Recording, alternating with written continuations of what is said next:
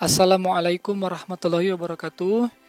Kembali lagi bersama saya Abi Al-Arif di channel Abi_Al-Arif 19.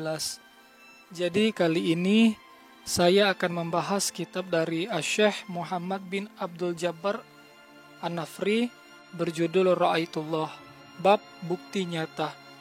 Ini arti, terjemahan, dan hikmah yang terkandung menurut pandangan saya. Apabila saya ada salah kata, saya mohon maaf, kepada Allah saya mohon ampun. Jangan lupa subscribe atau simak atau search di YouTube Hendri Agung. Itu channel kami yang kedua, membahas tentang tarekat, tentang pengobatan, tentang dakwah on the street, di jalan, untuk agar orang-orang bertaubat di jalan Allah, langsung ketemu dengan orang-orang di jalan, itu lebih kepada langsung berhadapan kepada hablum minan nas. Seperti itu ya. Jadi simak saja videonya. Terima kasih. Ini yang pertama, ilmu Allah itu kepada seseorang yang dia pilih di dalam laduni, memikul tugas alam semesta, sedangkan jagat raya dinyatakan tidak dapat memikul tugas tersebut.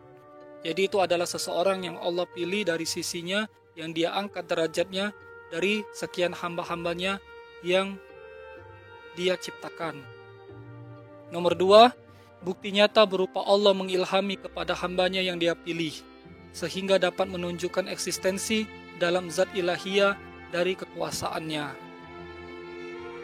Nomor 3, jadi diam dan ucapan seorang arif billah itu mengandung arti diam atau dalam bentuk kegagalan, bukti nyata yang belum terlihat dari seseorang hamba yang dia pilih atas sesuatu atau sir rahasia yang penuh makna dan hikmah dari segala sesuatu peristiwa. Ucapan dalam bentuk keberhasilan, bentuk nyata yang terlihat dari hamba yang dia pilih, sesuatu yang menjadi sebab adanya Allah. Allah itu ada dari sebelum semua itu ada. Waktu, jagat raya, manusia, alam akhirat, segala bentuk ciptaannya itu adalah contoh-contohnya. Dan bentuk nyata dari seseorang hamba kepada manusia adalah bentuk dari keimanan yang kuat atau lemah. Tuh. Yang keempat, ada dua bagian. Yang pertama, hamba yang dia pilih atasnya.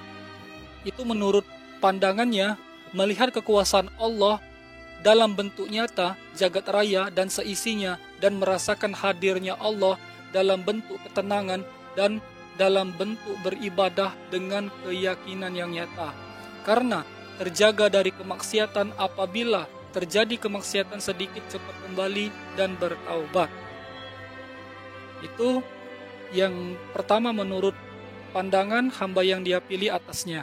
Yang kedua, menurut pada umumnya manusia, pandangannya dan kenyataannya juga, melihat kekuasaan Allah dalam bentuk nyata, jagat raya dan seisinya, mengetahui bahwa Allah menciptakannya dan menganggap itu biasa saja, terjadi begitu saja tanpa mengimani seutuhnya dari ciptaannya dan menunjukkan atas keberadaannya dan semua dalam pengawasan darinya. Beribadah, terkadang tidak, bercampurnya ibadah dan kemaksiatan, enggan bertaubat dan tidak mengakui kesalahannya, sehingga ibadah tidak menghadirkan ketenangan atau kekhusyuan.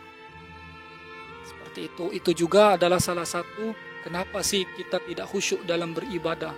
Itulah rahasia di balik itu juga, dan manusia pada umumnya tidak mengetahui itu.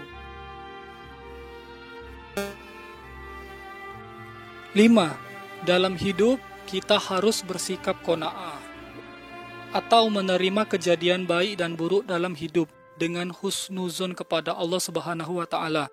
Apabila ada orang yang menyakitimu, mungkin engkau salah dalam ucapan dan tingkah lakumu. Tetapi itu semua tidak terlepas dari kehidupan yang berlaku di dunia ini, sebab hidup ini adalah tempat baik dan buruk kejadian hidup, dan tempat berkumpulnya sikap baik ciptaan dan buruknya perlakuan ciptaannya terhadapmu.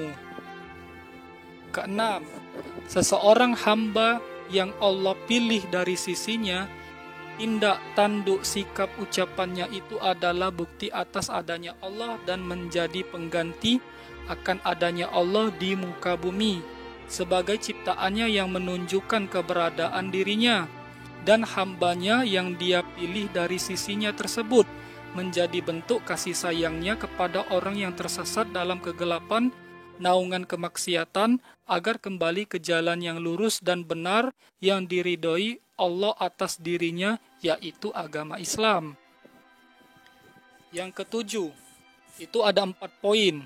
Yang pertama, Allah telah menyatakan bahwa Dia itu satu Tuhan semesta alam. Tiada Tuhan lain selain dirinya. Akan tetapi, sebagai bentuk kasih sayangnya kepada ciptaannya, maka Dia menunjuk salah satu dari golongan atau kumpulan para hambanya yang Dia pilih menjadi bentuk kekuasaannya ketika Dia berdoa dan meminta itu akan terjadi seketika itu juga. 2. Seseorang yang sudah mencintai Allah, maka dia akan melihat dunia ini hanyalah sebuah permainan belaka, mencintai bagian dan derita dan bagian dari bahagia, sebab itu semua adalah cobaan dari dirinya untuk kebaikan ketika dia kembali menghadapnya. Ketiga, kejarlah ilmu yang hak untuk mendapatkan petunjuk yang benar dalam hidupmu, agar engkau mendapat ketenangan dalam ibadah dan kedamaian dalam hidupmu sesampainya di ujung akhir hayatmu. Keempat, bila engkau tidak dapat membedakan baik dan buruk dalam hidupmu, sehingga keburukanmu mengungguli atas kebaikanmu, maka berhati-hatilah. Apabila kebaikanmu lebih mengungguli keburukanmu, maka pertahankanlah hingga ajalmu menjemput.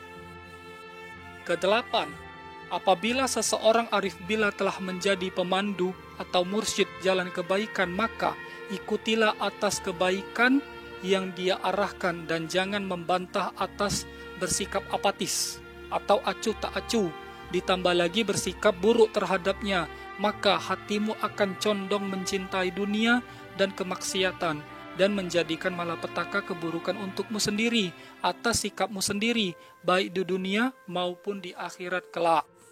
9. Jika engkau melihat dirimu dalam rezeki yang Dia berikan dengan penglihatan akalmu, maka pandanglah dengan pandangannya. Mungkin engkau gemar maksiat hingga itu menjadi penghalang pintu rezekimu. Jika engkau melihat dengan pandangan hatimu, maka berinfaklah terhadap orang yang lemah, karena rezekimu akan datang dari arah yang tak engkau duga-duga. Ke-10, jangan engkau sia-siakan orang yang soleh menasihatimu, meskipun engkau telah termasuk dari bagian tersebut. Sebab itu bukanlah bentuk amarahnya terhadapmu, melainkan itu adalah bentuk kasih sayangnya kepadamu, agar engkau selamat dan tidak tersesat.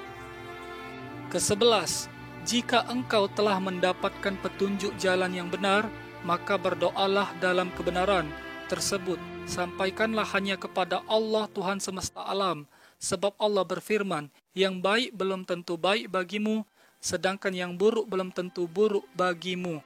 Maka Allah tidak akan menunjukkan kebenaran dari sisinya apabila engkau menggunakan akal dan tindakanmu dalam bersikap terhadapmu atau orang lain. Jadi pakailah hati, jangan pakai akal ya, seperti itu. Jadi itu kesimpulannya menurut saya. Billahi taufiq wal hidayah wal inayah. Wassalamualaikum warahmatullahi wabarakatuh.